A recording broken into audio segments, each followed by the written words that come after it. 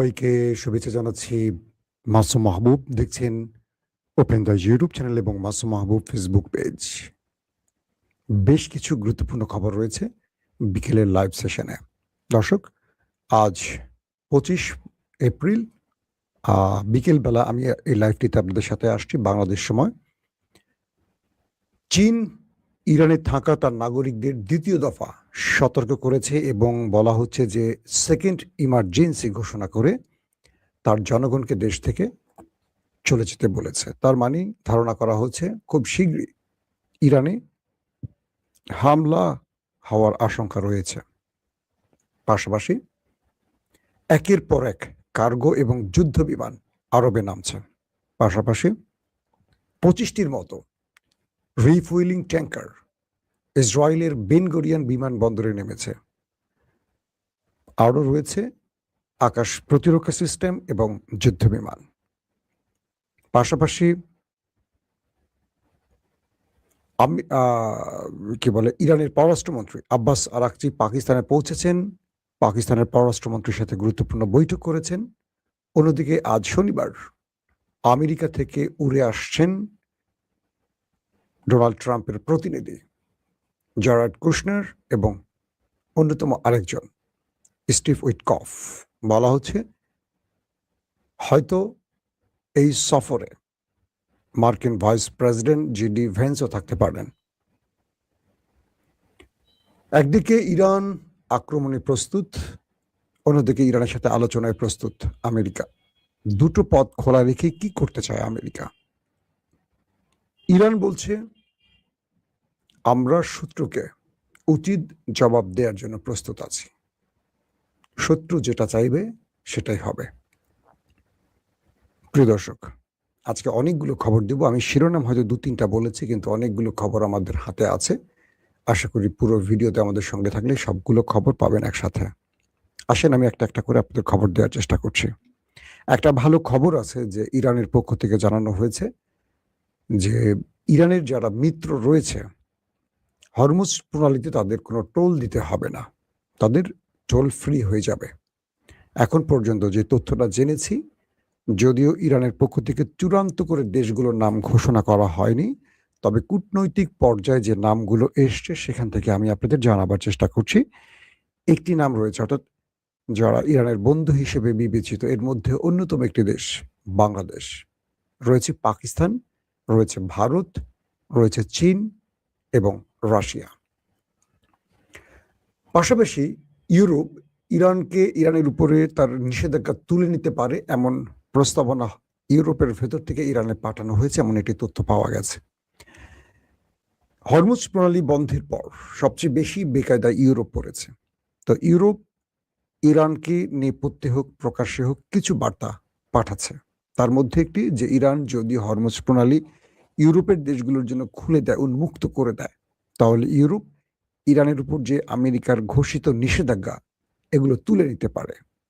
আর Iran বলছে তারা আমেরিকার কোনো মিত্রকে ছাড় দেবে না, যেহেতু তারা পূর্বে ইরানের উপর অনেকগুলো স্যাংশন দিয়েছে, নিষেধাজ্ঞা দিয়েছে, তাই তারা ইউরোপকে এখান থেকে কোনো প্রকার ছাড় দেবে না। তবে ইউরোপ যদি ইরানের উপর থেকে নিষেধাজ্ঞা তুলে নেয় প্রকাশ্যে ঘোষণা দিয়ে, সেই ক্ষেত্রে হয়তো ইরান ছাড় দিতে পারে। এটা এখনো ইরান জানায়নি যে ছাড় দেবে কিনা, বাট তারা ইউরোপকে ছাড় দিচ্ছে না এখন পর্যন্ত, এটা কনফার্ম। আমেরিকা ইসরায়েলের কোনো মিত্রকে এখনো ছাড় দিতে প্রস্তুত নয় ইরান, এটি মোটামুটি জানা গেছে। দর্শক, আব্বাস আরাকচি পৌঁছে গেছেন পাকিস্তানে এবং তাকে বিমানবন্দর থেকে রিসিভ করেছেন পাকিস্তানের পররাষ্ট্রমন্ত্রী ইসাকদার, ফিল্ড মার্শাল আসিম মনির, সেনাপ্রধান আর কি। তো বলা হচ্ছে যে তিনি ইতিমধ্যে পাকিস্তানের যিনি পররাষ্ট্রমন্ত্রী ইসাকদার, তার সাথে গুরুত্বপূর্ণ বৈঠক করেছেন এবং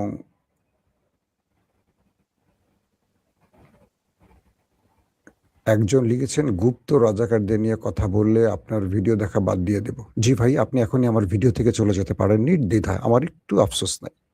আমি কখনো কোনো দেশদ্রোহী, চাঁদাবাজ, টেম্পুলিক তারা আমার ভিডিওতে থাকুক আমি চাই না। আমার ভিডিও কাউকে দয়া করে দেখতে বলি না, একদমই না। সরি, আপনি আমার লাইফ থেকে চলে যেতে পারেন। আপনার মতো যারা সবাই চলে যেতে পারেন। একদম আমার আফসোস নাই। ইনসাফের জন্য আমি কথা বলবো। আপনার ভালো লাগুক আর না লাগুক। কারণ মৃত্যুর পর আমার আল্লাহকে আমি জবাবদিহি করব, আপনাকে না। আমার দলের কাউকে আমি জবাব দিতে প্রস্তুত নই। কারণ আমার আল্লাহ জবাবদিহি করবে। আর আপনি যে নেতার দাস, চাকর, সেই নেতাও আল্লাহর কাছে মাথা নিচু করে দাঁড়াবে। আমার কাছে সবার আগে দেশ, দেশের জনগণ, কোনো দল নয়। আপনি যে দলটাকে ভালোবাসেন সেই দলটার আপনার চেয়ে আমার গ্রহণযোগ্যতা সেই দলটায় বেশি আছে। ওকে? আমরা মুখ খুললে অনেক ক্ষতি হবে। আপনি কোনো মূল্যবান কিছু না সেই দলটার কাছে, একটা ভোটার মাত্র। আর সেই দলটার জন্য ১৫ বছর আমরা কি করেছি সেটা হয়তো আপনি জানেন না, সেই দলটার মালিক জানে। তো আমরা কথা বলি কেন জানেন? এই দেশটা সঠিক পথে আগাক। এই দেশটা আবার হাসিনার মতো অন্ধকারে না যাক। আবার আমার প্রিয় দলটা হাসিনার মতো পালিয়ে না যাক। একটা সঠিক পথে থাকুক, সেই চেষ্টাটাই আমরা করি। যদি আপনি না বোঝেন, আপনার মতো বেকুব দর্শক আমার দরকার নাই। একটু জ্ঞান বুদ্ধি মাথায় রাখতে হবে। দল করে কিছু চাঁদাবাজি করতে পারবেন, কিছু টেন্ডারবাজি করতে পারবেন। এইটা আপনাদের কাজ, আমাদের এটা কাজ না। একটা সুন্দর দেশ চাই। আপনারা দেশ ছেড়ে আমেরিকা চলে যান, ইংল্যান্ড চলে যান। কেন জানেন? সেখানে রুল অফ ল আছে। সেখানে এরকম মাস্তানি গুন্ডামি নাই। কিন্তু সেই দেশটাকে, আমার দেশটাকে আমরা আমেরিকা, ইংল্যান্ড কেন বানাতে পারি না বলেন? তারেক রহমান 18 বছর ইংল্যান্ডে ছিলেন। তিনি চাইলে এই দেশটাকে ইংল্যান্ড বানাতে পারেন। এখন তিনি প্রধানমন্ত্রী। আমরা সেই স্বপ্নের দিকে হাঁটছি তারেক রহমানের সাথেই। কিন্তু আপনারা গণ্ড মূর্খরা সেটা বোঝেন না। আমি আশা করি আপনাকে যেটুকু বলার বুঝে ফেলেছেন। আপনার মাধ্যমে বাকিদেরকেও বলেছি। আসেন, এরকম কমেন্ট করবেন যাতে আপনাদেরকে একটু বাসটা ঠিকমতো দিতে পারি। সমস্যা নাই। হ্যাঁ, আমার কোনো কিছু যায় আসবে না। এখন যে বিষয়টি তৈরি হয়েছে যে আব্বাস আরাকচি তিনি স্পষ্ট জানিয়ে দিয়েছেন যে তিনি আমেরিকার সাথে কোনো বৈঠক করবেন না। তার বৈঠকের টার্গেট হলো তিনি পাকিস্তানের সাথে কথা বলবেন, পাকিস্তানকে তার বক্তব্য তুলে দেবেন, বা পাকিস্তান যে বিষয়গুলো ইরানের কাছে প্রেজেন্ট করেছে সেই জিনিসগুলোর উত্তর বা প্রশ্ন দুটোই পাকিস্তান ইরানের সাথে করবেন। পাশাপাশি তিনি মাস্কাট যাবেন, অর্থাৎ ওমান, এবং তিনি রাশিয়া যাবেন।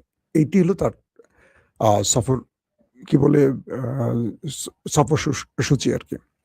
কিন্তু এরই মধ্যে বলা হচ্ছে, মার্কিন যুক্তরাষ্ট্রের পক্ষ থেকে বলা হয়েছে দুজন ব্যক্তি, প্রথমে জারেড কুশনার এবং স্টিভ উইটকফ, ইসরায়েলি মিত্র বা ইসরায়েলি আদর্শপুষ্ট দুজন আসবেন। সেকেন্ডারি সম্ভব হলে জেডি ভেন্স আসবেন। ডোনাল্ড ট্রাম্প আজকে স্পষ্ট করে একটি বক্তব্য দিয়েছেন। তিনি বলেছেন, ইরানের কাছে আমাদের প্রস্তাবনাগুলো দেয়া হয়েছে। ইরান যদি এই প্রস্তাবনাগুলো বিবেচনা করে তাহলে যুদ্ধটা বন্ধ হতে পারে।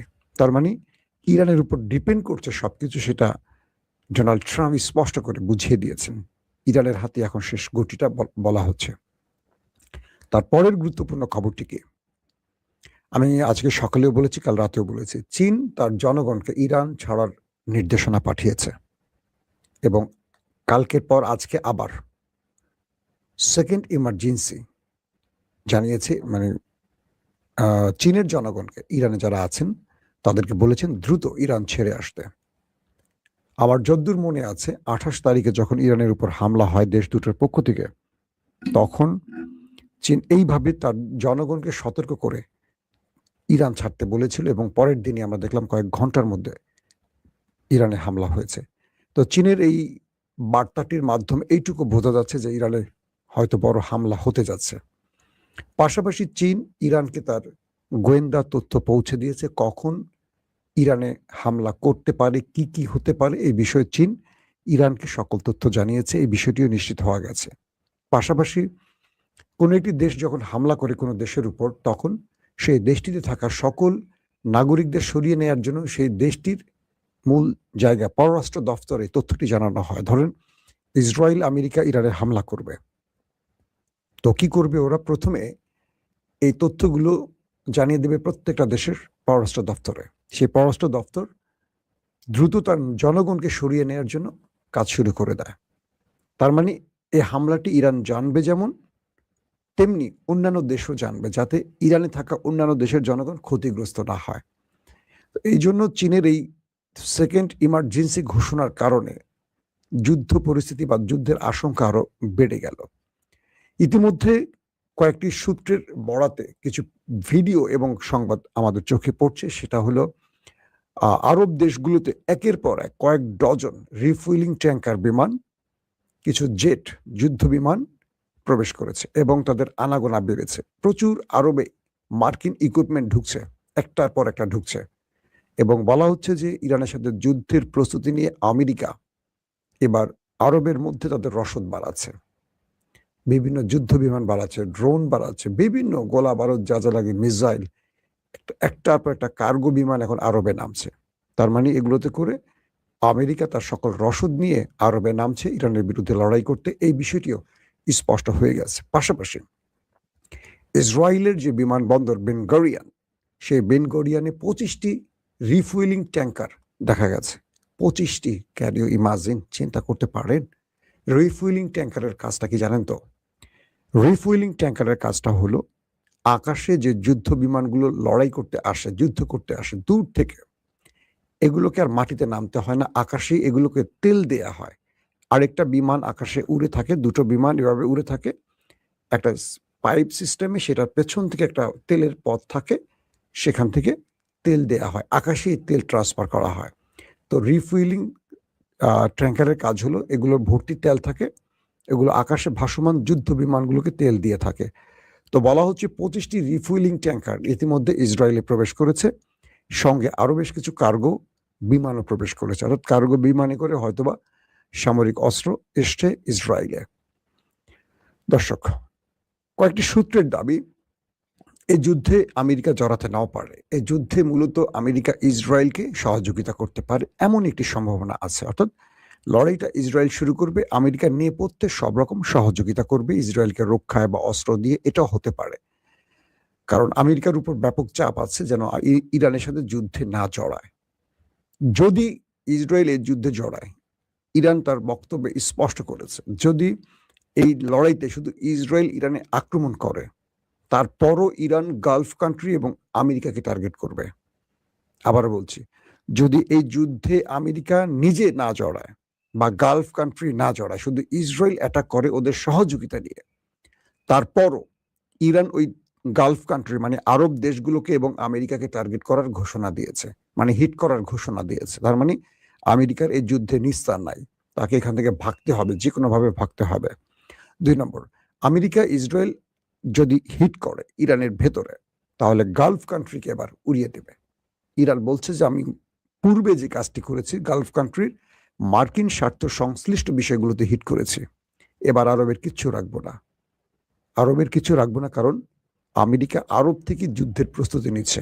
সো এবার আরবদের আর করুণা করা হবে না, আরবদেরকে উচিত শিক্ষা দেয়া হবে, যেটা আরব কল্পনা করতে পারে না।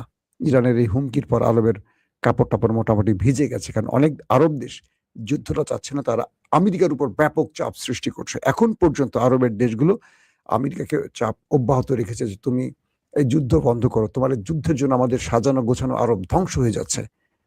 এখন পর্যন্ত ট্রাম্প যুদ্ধটা লেন্দি করছে বা দেরি করছে আরবের চাপের কারণে, এটা মনে রাখবেন। পাশাপাশি যে বিষয়গুলো আরো আসছে, যে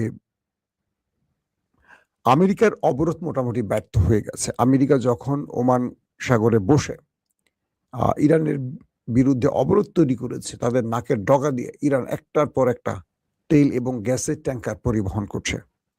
অর্থাৎ প্রতিটি গণমাধ্যমে এখন আসছে যে আমেরিকা ইরানের কাছে ব্যর্থ হয়ে গেছে, তার এই অবরোধ কোনো কাজে আসেনি, যে অবরোধের জন্য কয়েক ডজন ওয়ারশিপ নিয়ে সাগরে বসে আছে বিশাল বাজেট খরচ করে, কিন্তু ইরানকে আটকাতে পারেনি। ইরান তার কাজ চালিয়ে যাচ্ছে আমেরিকার চোখের সামনে দিয়ে।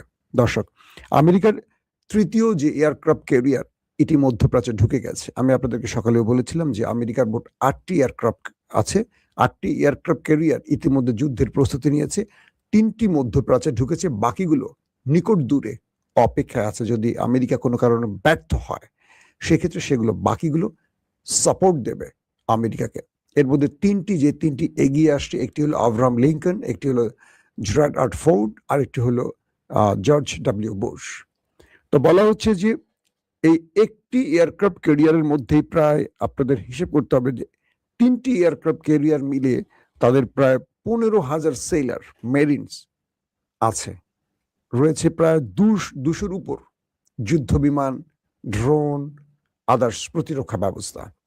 এক একটা এয়ারক্রাফট ক্যারিয়ার প্রায় ছোট একটা দেশের মতো ব্যাপক ব্যয় বহন করতে হয় একটা এয়ারক্রাফটের জন্য একটা দেশকে। তো 15,000 সেলার মেরিনস তারা এখন ইরানের বিরুদ্ধে রণতরী থেকে এয়ারক্রাফট ক্যারিয়ার থেকে লড়াই করবে, এবং এক একটার মধ্যে প্রায় 200 বা আরো বেশি যুদ্ধ বিমান আছে। তো সবকিছু মিলে বলা হচ্ছে যে এই লার্জেস্ট ইউএস প্রেজেন্স আরেকটা যুদ্ধের ইঙ্গিত দিচ্ছে, এবং সেটা খুব বড় আকার ধারণ করতে পারে।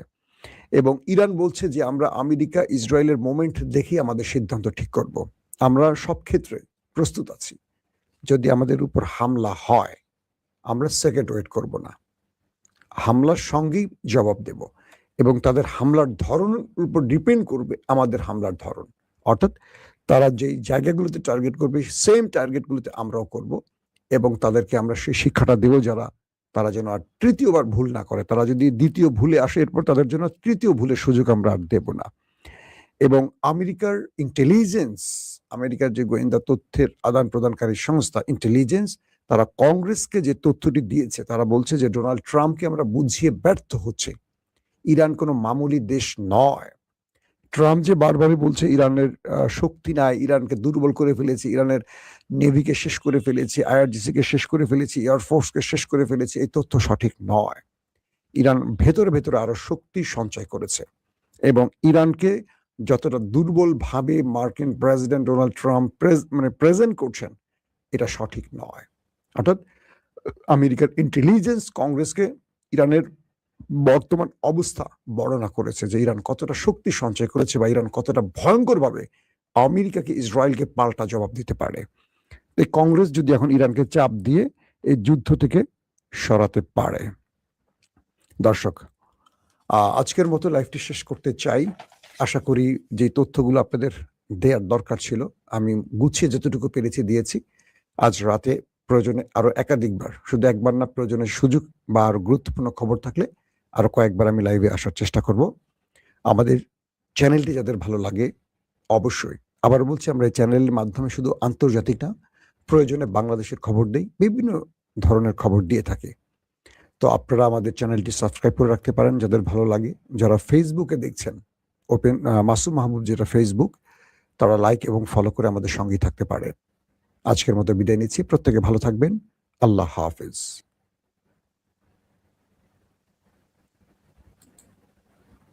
ওপেন দাইস মানে সত্যকে সত্য বলা, মিথ্যেকে মিথ্যে বলা।